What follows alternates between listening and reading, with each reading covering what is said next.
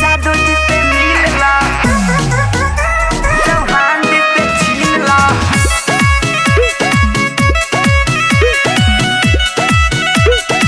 Music by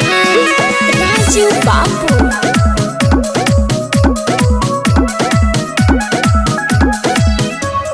साल भपला मेला शादी के सीजनावा ढेर दिन पर मिले फिर वैसा नदीनावा छीना लाले मोहन औरी खाला नमकीनावा भाड़ू ठंडाइल त छोड़ा ला पसीनावा लगन भरे लील ला जादू जिससे मिल ला हजार पना सुइया चौहान जिससे छीन ला साल भपलावेला शादी के सीजनावा ढेर दिन पर मिले फिर वैसा नदीनावा छेना लाल मोहन औरी खाला नमकीनावा बारू ठंडाइल त छोड़ा ला पसीनावा लगन भरे लील ला जादू जिससे मिल ला हजार पना सुइया चौहान जिससे छीन ला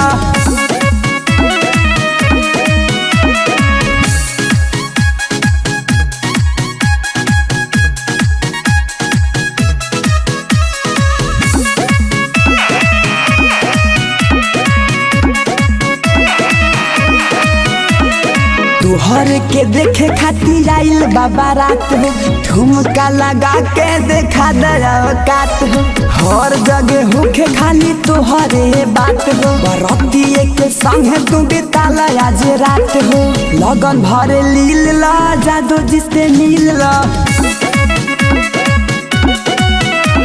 हजार पना सुइया चौहान जिससे छीन ला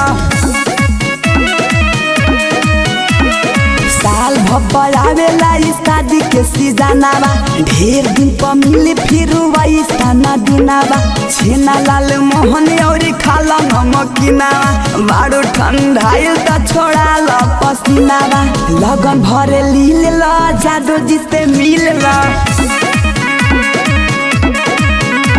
हजार पना सुइया चौहान जिससे छीन ला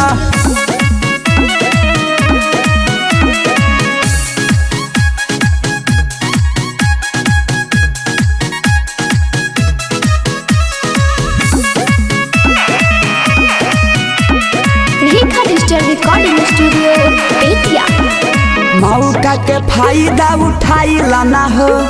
पांडे जी के पगड़ी लगाई लाना हो बदली कमरिया हिलाई लाना हो बबलू के संग ही नचाई लाना हो लगन भरे लील ला जादू जिससे मिल ला हजार पना सुइया चौहान जिससे छीन ला साल भपलावेला शादी के सीजनावा ढेर दिन पर मिले फिर वैसा नदीनावा छेना लाल मोहन औरी खाला नमकीनावा बारू ठंडाइल त छोड़ा ला पसीनावा लगन भरे लील ला जादू जिससे मिल ला